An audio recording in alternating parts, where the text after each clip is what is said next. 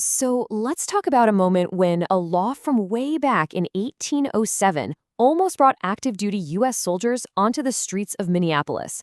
This is the story of the Insurrection Act, a pretty shocking presidential threat in a clash that really pushed the line between federal power and local control right to the edge.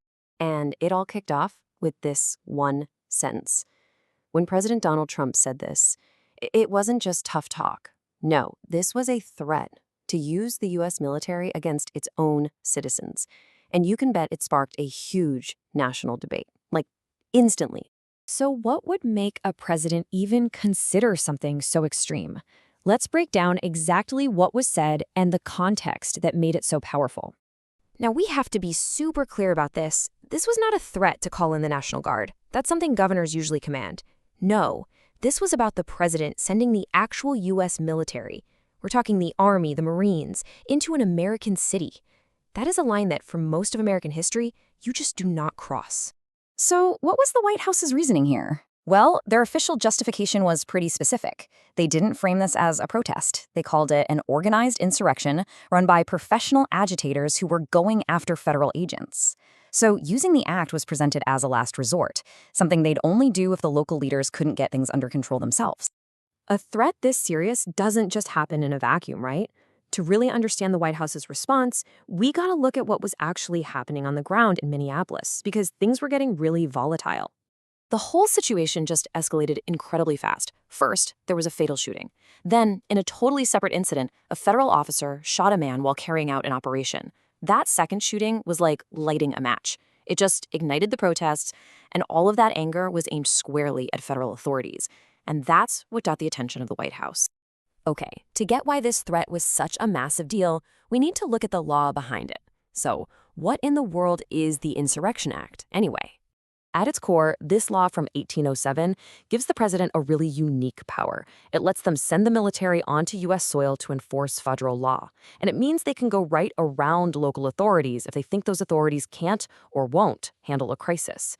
It was really designed for only the most extreme situations imaginable. And here's exactly why this act is so controversial.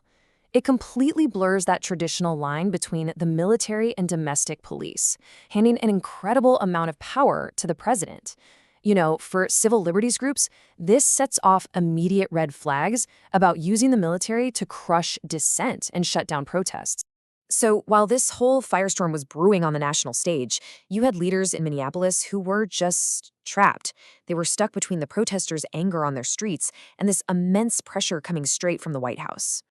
And this quote from Minneapolis Mayor Jacob Frey, man, it just says it all, doesn't it? He's acknowledging the chaos, he gets the anger, but he's also begging for people to de-escalate, basically arguing that causing more chaos would only prove the president's point and justify a federal intervention.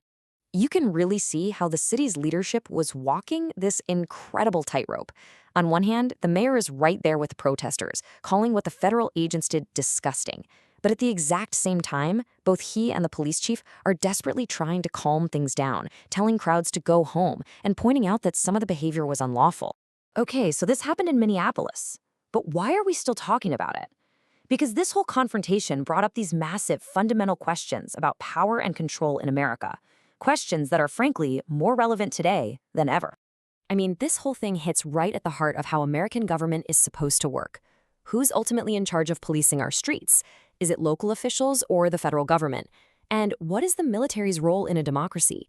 Sure, sending in troops might restore order, but it could also make a really bad situation catastrophically worse. And that really brings us to the big, thorny question at the center of all of this. In a crisis, where do you draw the line between restoring order and crushing liberty? As this showdown in Minneapolis showed us all, finding that balance is never easy. Thanks for digging into this with us.